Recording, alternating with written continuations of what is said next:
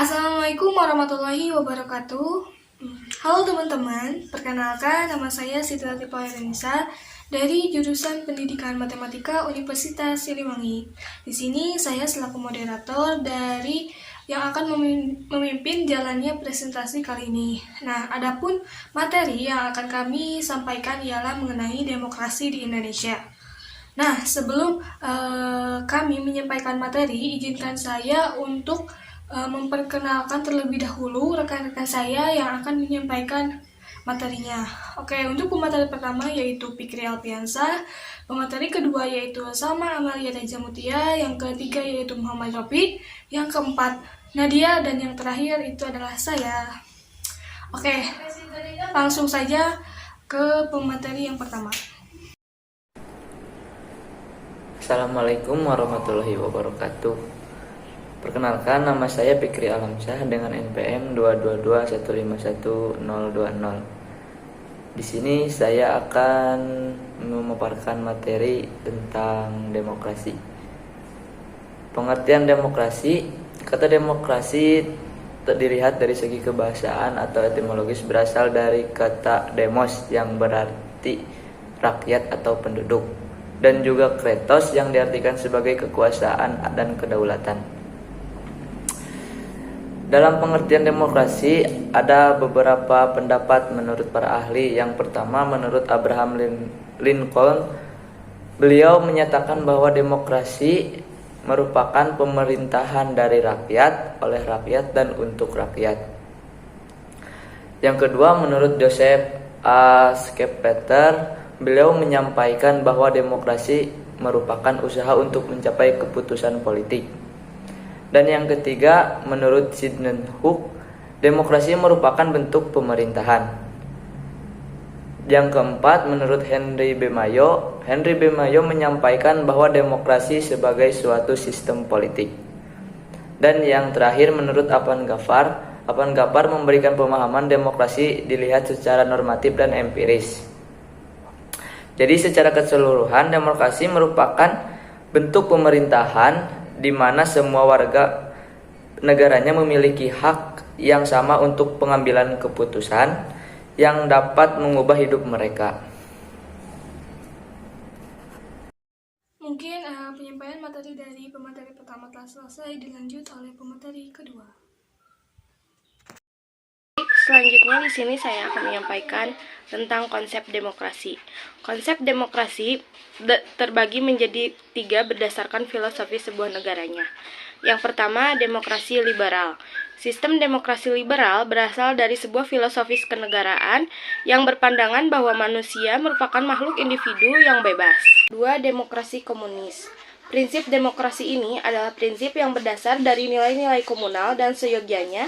Pada sistem demokrasi ini, segala sesuatu aspek kehidupan berada dalam monopoli negara. Yang ketiga, demokrasi Pancasila. Demokrasi Pancasila merupakan demokrasi konstitusional dengan mekanisme kedaulatan rakyat dalam penyelenggaraan negara dan penyelenggaraan pemerintahan berdasarkan konstitusi, yaitu Undang-Undang Dasar 1945. Mungkin materi kedua telah disampaikan, selanjutnya yaitu materi ketiga. Baik teman-teman, selanjutnya saya akan menjelaskan tentang prinsip-prinsip demokrasi. Robert Adler mengemukakan ada 7 prinsip yang harus ada dalam sistem demokrasi. Ketujuh prinsip tersebut yaitu yang pertama, adanya kontrol atau kendali atas pemerintahan. Dalam menyelenggarakan pemerintahan, pemerintah tetap diawasi oleh lembaga legislatif. Sistem kontrol yang dilakukan dapat terlihat dalam penyusunan anggaran, peraturan perundang-undangan, dan uji kelayakan, serta kepatutan pengangkatan pejabat negara. Yang kedua, adanya pemilihan yang teliti dan jujur. Partisipasi warga negara diperlukan untuk mewujudkan tujuan demokrasi. Oleh karena itu, setiap warga negara harus berpartisipasi dengan memiliki sikap yang teliti dan jujur dalam melakukan partisipasinya tersebut. Yang ketiga, adanya hak memilih dan hak dipilih. Hak memilih adalah memberikan pengawasan rakyat terhadap pemerintah serta memutuskan pilihan terbaik yang sesuai dengan tujuan yang ingin dicapai rakyat. Sedangkan hak dipilih adalah memberikan kesempatan kepada setiap warga negara untuk dipilih dalam menjalankan amanat dari warga pilihannya. Yang keempat, adanya kebebasan menyatakan pendapat. Negara demokrasi adalah negara yang memberikan warga negaranya kebebasan menyatakan pendapat dengan rasa aman dan tanpa ancaman dari siapapun. Yang kelima, adanya kebebasan mengakses informasi. Warga negara membutuhkan akses informasi yang akurat. Oleh karena itu, setiap kebijakan pemerintah harus disosialisasikan sebagai upaya untuk mewujudkan kebebasan mengakses informasi. Yang ketujuh, adanya kebebasan berserikat yang terbuka. Kebebasan berserikat ini mendorong bagi warga negara yang merasa lemah dan untuk memperkuatnya membutuhkan teman atau kelompok melalui perserikatan ini. Yang ketujuh, adanya serikat pekerja. Terbukanya sistem politik memberikan aspirasi menjadi secara terbuka dan lebih baik. Adanya perserikatan ini juga pengelolaan aspirasi menjadi lebih baik. Baik, selanjutnya saya akan menjelaskan tentang prinsip-prinsip demokrasi Pancasila. Indonesia adalah negara yang menganut sistem demokrasi yang berdasarkan Pancasila sebagai dasar negara. Nah, demokrasi Pancasila ini juga memerlukan prinsip-prinsip untuk menguatkan dalam pelaksanaan demokrasi Pancasila di Indonesia. Nah, prinsip-prinsip tersebut antara lain yang pertama, berdasarkan ketuhanan yang Maha Esa. Negara demokrasi adalah negara yang menganut paham religius dan menolak paham liberalisme, sekularisme, dan ateisme. Yang kedua, menjunjung tinggi hak asasi manusia. Demokrasi Pancasila menjunjung tinggi dan melindungi dan menghargai hak-hak asasi manusia, di mana tertuang dalam pembukaan Undang-Undang Dasar 1945 dan batang tubuh Undang-Undang Dasar 1945. Yang ketiga, berkedaulatan rakyat. Demokrasi Pancasila, kekuasaan tertingginya ada pada rakyat. Jadi prinsipnya rakyatlah yang memiliki kedaulatan. Kedaulatan ini dibatasi dan diwakilkan kepada wakil rakyat, yaitu MPR, DPR, DPD, dan DPRD. Yang keempat, didukung oleh peran warga negara. Demokrasi Pancasila didukung oleh peran warga negara yang cerdas untuk mendukung sistem demokrasi. Peran warga negara ini juga sebagai bentuk partisipasi politik dengan harapan produk hasil keputusan politik memberikan hasil positif. Yang kelima yaitu menerapkan prinsip pemisahan kekuasaan. Demokrasi Pancasila menerapkan prinsip pemisahan kekuasaan, di mana kekuasaan itu dibagi kepada lembaga-lembaga yang memiliki kewenangan dan fungsinya masing-masing. Adanya pemisahan kekuasaan ini diharapkan agar kekuasaan tidak tertuju pada kekuasaan pusat saja. Baik, selanjutnya yang keenam yaitu menerapkan prinsip rule of law. Indonesia adalah negara hukum, di mana setiap kebijaksanaan maupun tindakan pemerintahan harus berdasarkan hukum yang berlaku. Yang ketujuh, menjamin otonomi daerah. Dalam prinsip ini, otonomi daerah adalah suatu keharusan agar setiap daerah berkembang dan bisa menjalankan urusan pemerintahan sebagai urusan rumah tangganya masing-masing. Yang kedelapan, demokrasi yang berkeadilan sosial. Dalam prinsip ini, masyarakat dipandang secara rata dan adil di mata negara. Yang kesembilan yaitu mengusahakan kesejahteraan rakyat. Demokrasi ini dikembangkan bertujuan untuk menjamin dan mengusahakan kesejahteraan rakyat serta meningkatkan kualitas hidup rakyat dalam segala aspek kehidupan. Yang ke-10 yaitu sistem peradilan yang bebas, merdeka, dan tidak memihak. Demokrasi Pancasila menghendaki sistem peradilan yang independen atau merdeka dengan memberikan kesempatan kepada pihak-pihak yang berkewenangan untuk menemukan dan mencari hukum yang paling adil. Pihak-pihak lain juga dapat memiliki hak untuk mengajukan dalil, fakta, saksi, alat bukti, dan partitumnya. Sekian yang bisa saya sampaikan. Saya lanjutkan kepada rekan saya. Materi ketiga telah selesai. Selanjutnya yaitu materi keempat. Lalu akan dilanjut dengan materi kelima. Keempat, ada landasan demokrasi di Indonesia. Negara Indonesia adalah sebuah negara yang dalam berbagai aspek kehidupannya berdasarkan sistem hukum atau Reichsstaat. Dapat dimaknai bahwa antara pemerintah dan lembaga-lembaga negara dalam pelaksanaan tugasnya harus berdasarkan sistem hukum atau sumber hukum yang berlaku. Demokrasi merupakan sebuah konsep yang tidak muncul begitu saja, melainkan dengan adanya sebuah proses panjang. Dalam proses panjang tersebut, terdapat beberapa faktor pendorong tumbuhnya nilai-nilai demokrasi. Menurut Cholisin, faktor pendorong tumbuhnya nilai-nilai demokrasi tersebut ialah yang pertama, pendidikan kewarganegaraan sebagai komponen untuk membentuk sikap demokratis di kalangan warga negara sebagai basis sumber daya politik. Yang kedua, organisasi masyarakat dan partai politik mensosialisasikan demokrasi dalam masyarakat serta melakukan pengawasan terhadap demokrasi. Yang ketiga, pemilihan umum yang dilaksanakan secara langsung, umum, bebas, rahasia, jujur, dan juga adil. Dan hasil dari pelaksanaan pemilihan umum ini ditujukan untuk rakyat. Yang keempat, ada perwakilan politik atau DPR, MPR yang secara tidak langsung merupakan sebuah ujung tombak yang dilakukan oleh rakyat guna mengaspirasikan pendapat mereka.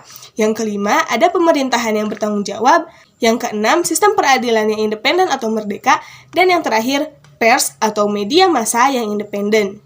Yang selanjutnya ada landasan yuridis demokrasi di Indonesia. Untuk tegaknya nilai-nilai demokrasi tersebut dibutuhkan sebuah landasan yuridis yang jelas bagi tegaknya budaya demokrasi. Landasan yuridis demokrasi di Indonesia yaitu Pancasila.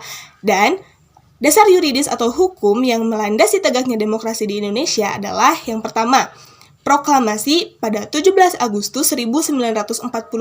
Proklamasi dijadikan sumber yuridis karena proklamasi merupakan sebuah dasar lahirnya negara Indonesia.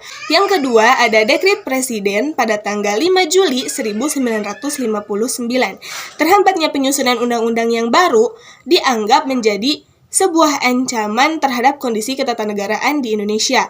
Maka dari itu, Presiden menerbitkan dekret yang berisi bahwa Undang-Undang Dasar Sementara atau UUDS sudah tidak diberlakukan lagi dan dikembalikan kepada Undang-Undang Dasar 1945 sebagai hukum dasar negara Indonesia. Selanjutnya ada Super Semar atau Surat Perintah 11 Maret tahun 1966.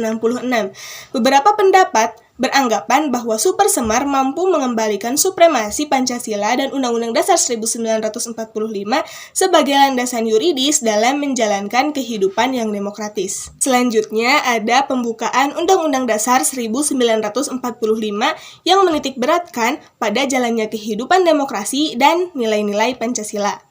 Kemudian ada Pasal 1 Ayat 2 Undang-Undang Dasar 1945 yang berisi bahwa kedaulatan berada di tangan rakyat dan dilaksanakan menurut Undang-Undang Dasar. Hal ini membuktikan bahwa negara Indonesia dalam menjalankan roda kehidupan berbangsa dan bernegaranya menggunakan prinsip demokrasi. Lalu ada pasal 28 Undang-Undang Dasar 1945 yang menyebutkan bahwa rakyat atau warga negara Indonesia bebas untuk berkumpul, mengeluarkan pendapat baik tulisan, lisan, ataupun bentuk-bentuk lainnya.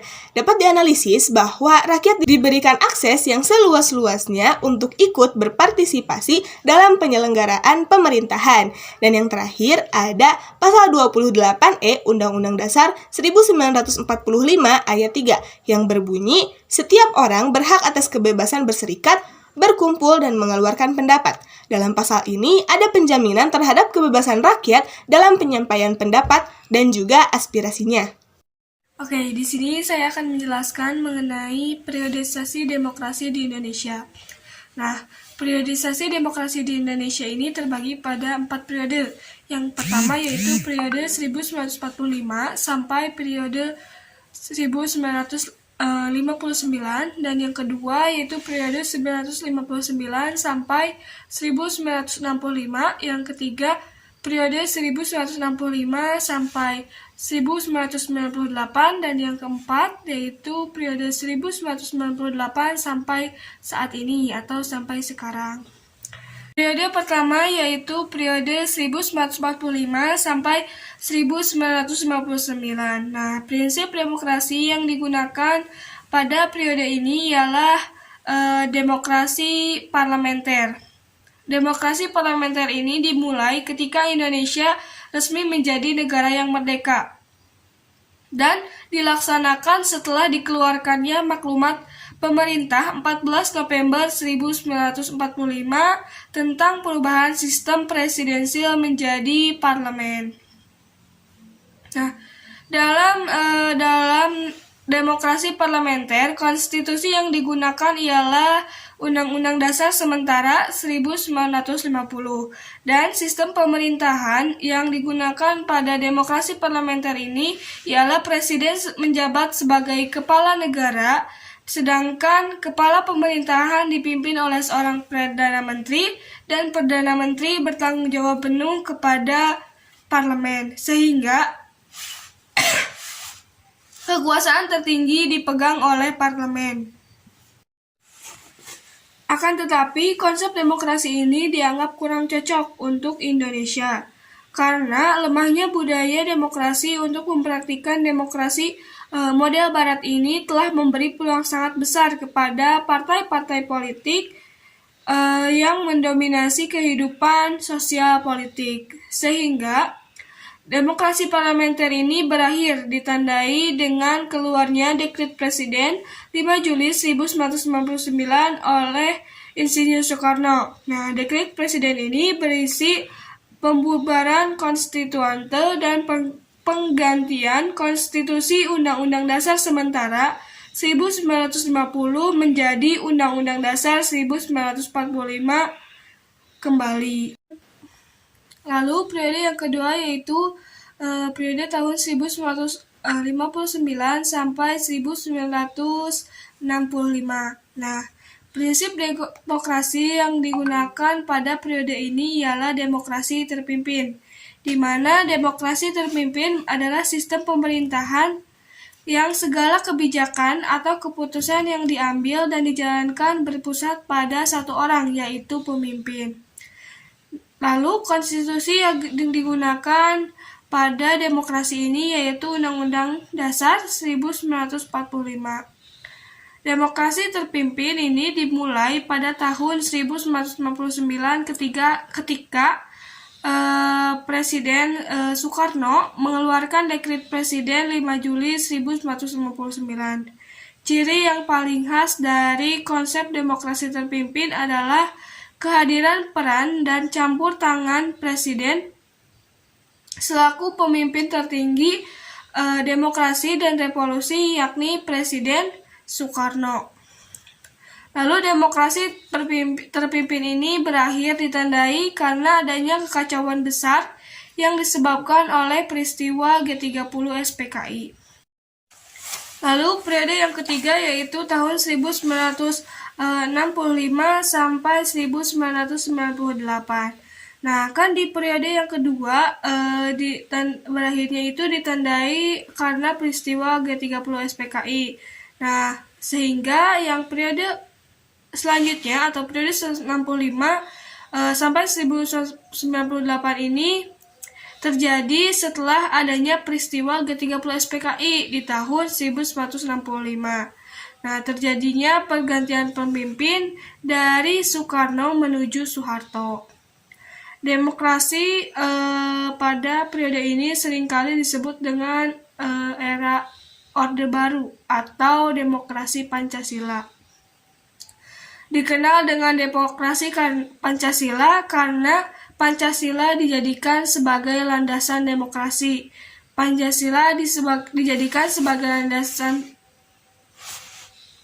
demokrasi ialah untuk meluruskan kembali penyelewengan terhadap Undang-Undang Dasar 1945 yang terjadi pada era demokrasi terpimpin.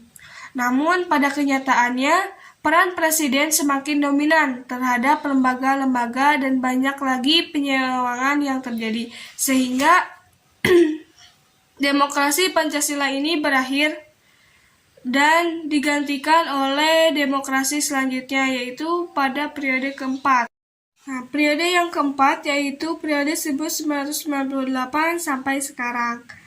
Nah, pada periode ini seringkali disebut dengan demokrasi transisi atau era reformasi.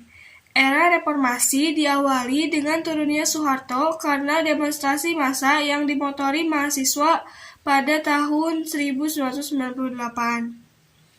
Era reformasi berakar pada kekuatan multipartai yang berusaha mengembalikan perimbangan kekuatan antara lembaga negara, yaitu eksekutif, legislatif, dan yudikatif.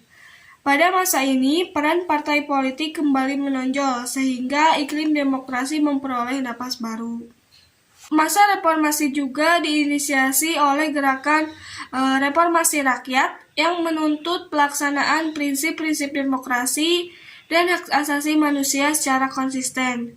Demokrasi yang berlaku pada masa ini ialah demokrasi yang berkembang setelah jatuhnya rezim Orde Baru atau yang tadi sering kali disebut dengan demokrasi transisi atau era reformasi. Namun, pada akhirnya konsep-konsep demokrasi Pancasila murni kembali disuarakan. Jadi nilai-nilai pada Pancasila kembali diciptakan atau dikembangkan dalam masa periode reformasi ini. Jadi, pada materi periodisasi demokrasi di Indonesia ini, bahwasannya Indonesia mengalami 3-4 kali perubahan demokrasi, yaitu yang pertama pada periode 1945 sampai 1959, ya, dan demokrasi yang digunakan pada masa itu ialah demokrasi parlementer. Lalu yang kedua, demokrasi periode 1959 sampai 1965, dan demokrasi yang digunakan ialah demokrasi terpimpin. Dan yang ketiga, demokrasi periode 1965 sampai periode 1998, yang demokrasi yang digunakan ialah demokrasi Pancasila. Dan yang keempat ialah periode 1998 sampai sekarang atau seringkali disebut dengan era reformasi. Dan nilai-nilai Pancasila digunakan pada era reformasi ini. Mungkin sekian pada materi era periodisasi demokrasi di Indonesia yang dapat saya sampaikan. Mohon maaf apabila ada kesalahan. Selanjutnya, materi selanjutnya akan disampaikan oleh teman saya. Kemudian ada demokrasi Pancasila. Demokrasi Pancasila merupakan demokrasi yang hanya dianut oleh negara Indonesia.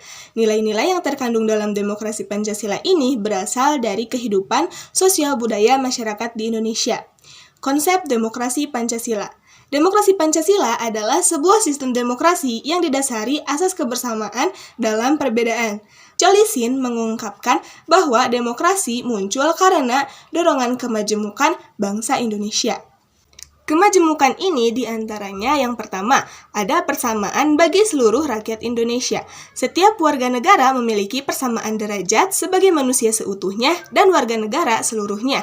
Atas kesamaan tersebut, semua warga negara memiliki hak yang sama dalam semua bidang kehidupan. Konsep demokrasi Pancasila tidak hanya mencakup demokrasi pada bidang politik, tapi juga demokrasi dalam bidang hukum, sosial budaya, dan juga ekonomi. Kemudian, ada keseimbangan antara hak dan kewajiban. Setiap warga negara memiliki hak dan kewajiban yang seimbang, sesuai dengan upaya melindungi harkat dan martabat manusia. Seperti sila kedua Pancasila yang merupakan sila yang menjunjung tinggi perlindungan harkat dan juga martabat. Yang ketiga, ada pelaksanaan kebebasan yang bertanggung jawab secara moral kepada Tuhan Yang Maha Esa, diri sendiri, dan orang lain. Demokrasi Pancasila memberikan kebebasan kepada setiap warga negara untuk melaksanakan kebebasannya. Tetapi, kebebasan dalam konsep demokrasi Pancasila adalah kebebasan yang bertanggung jawab, di mana setiap warga negara yang melakukan sesuatu apapun harus mampu mempertanggungjawabkannya secara moral kepada Tuhan Yang Maha Esa, diri sendiri, dan juga orang lain. D. Mewujudkan rasa keadilan sosial. Salah satu tujuan dari demokrasi ialah mewujudkan rasa keadilan sosial. Konsep tersebut sesuai dengan nilai kelima Pancasila, yaitu keadilan sosial bagi seluruh rakyat Indonesia. Jadi, setiap warga negara memiliki rasa keadilan yang harus dijunjung tinggi. Keadilan ini bukan hanya harus diperjuangkan, karena pada hakikatnya setiap warga negara sudah memiliki rasa keadilan sosial. Pengambilan keputusan dengan musyawarah. Landasan gotong royong yang menjadi ciri khas bangsa Indonesia merupakan dasar bagi upaya pengambilan keputusan dengan musyawarah. Musyawarah yang dilakukan bukan hanya mengakomodasi kepentingan kaum mayoritas, tetapi mengakomodasi pula kepentingan kaum minoritas. F. Mengutamakan persatuan nasional dan kekeluargaan. Indonesia merupakan negara yang majemuk. Kemajemukan tersebut justru menjadi salah satu alasan bagi bangsa Indonesia untuk menjaga persatuan dan kesatuan bangsa. Sikap kekeluargaan dijadikan sebagai basis konsep untuk memperkuat semangat persatuan dan kesatuan bangsa. G. Menjunjung tinggi tujuan dan cita-cita nasional. Tujuan dan cita-cita bangsa Indonesia terlihat pada alinea keempat dalam Undang-Undang Dasar 1945 yang berbunyi, Indonesia menyatakan kemerdekaannya dan kemudian membentuk pemerintahan negara yang melindungi segenap bangsa Indonesia, seluruh tumpah darah Indonesia, dan untuk memajukan kesejahteraan umum, mencerdaskan kehidupan bangsa, ikut melaksanakan ketertiban dunia, berdasarkan kemerdekaan, perdamaian abadi, dan keadilan sosial. Yang kedua, nilai-nilai demokrasi rakyat. Secara khusus, prinsip demokrasi merupakan kebalikan dari sistem otoriterisme. Nilai-nilai yang terkandung dalam budaya demokrasi sebagaimana yang disampaikan Kolisin. Yang pertama, egalitarian yang dibandingkan dengan feudal. Yang kedua, pluralisme yang dibandingkan dengan homogen. Yang ketiga, terbuka yang dibandingkan dengan tertutup. Yang keempat, dialogis yang dibandingkan dengan dogmatis.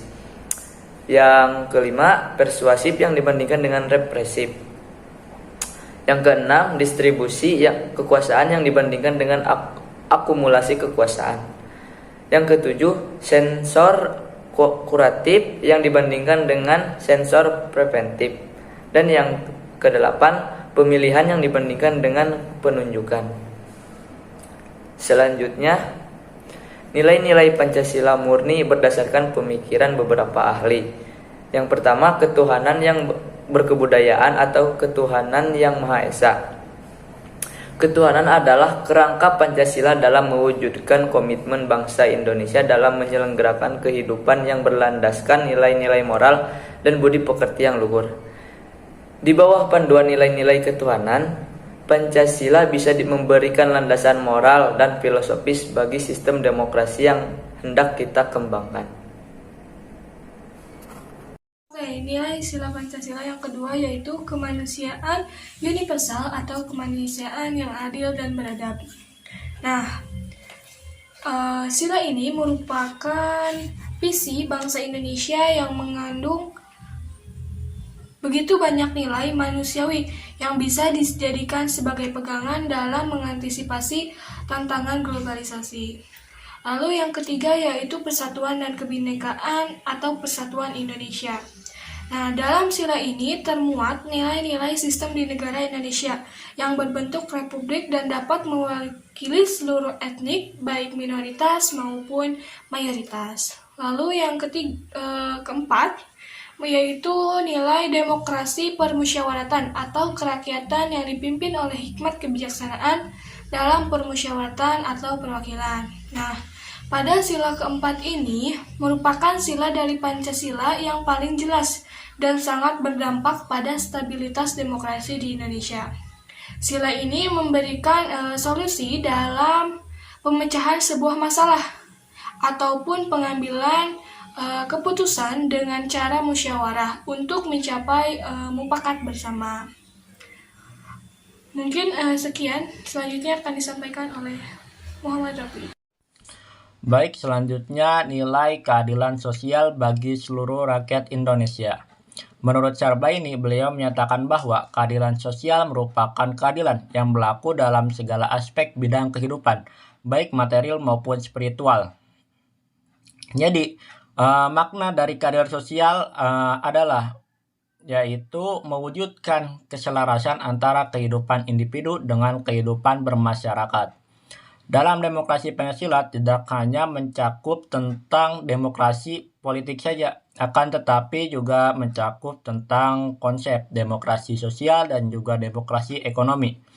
Menurut Cholisin, ada beberapa nilai yang terkandung dalam demokrasi Pancasila, yaitu nilai religius dan menolak paham liberalisme, kapitalisme, dan neoliberalisme, memiliki toleransi, menghargai pluralitas, adil dalam arti tidak diskriminatif, mengedepankan musyawarah, dan komitmen terhadap konstitusi.